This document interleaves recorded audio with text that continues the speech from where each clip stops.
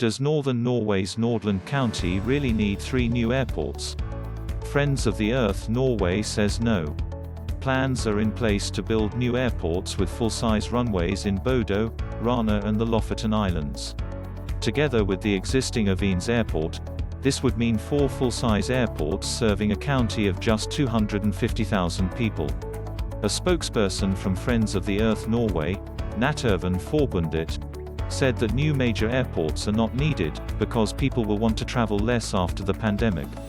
It's a view validated by an NRK survey suggesting that once the pandemic is over, 36% of Norwegians will travel less than before. In the event that travel demand returns, the group claimed building the airports will have too great an impact on the environment and the climate.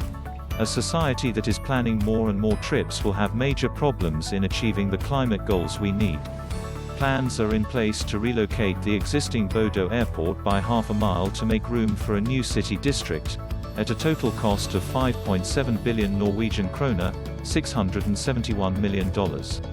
It will be one of the biggest ever urban redevelopment projects in Norway.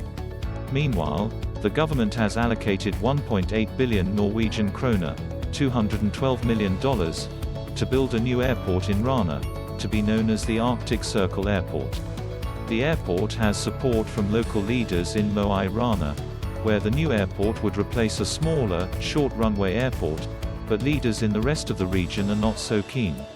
The picturesque Lofoten Islands is served by 2 small short-runway airports that can only handle propeller planes. Today, most air travelers to Lofoten must change planes at Bodø.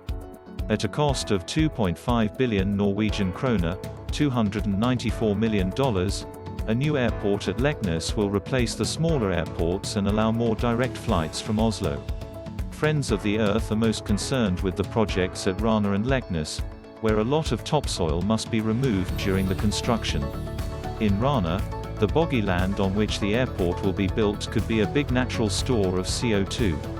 In a letter to the Ministry of Transport, a local Friends of the Earth representative claimed there has been no analysis at all on how much CO2 would be released as a result of the airport construction.